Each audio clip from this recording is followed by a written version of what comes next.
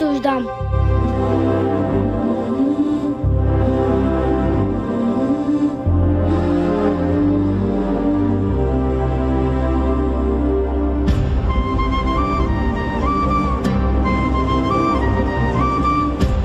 అరే నేను వచ్చిన దారి మర్చిపోయానే. నేను దారి తప్పిపోయాను.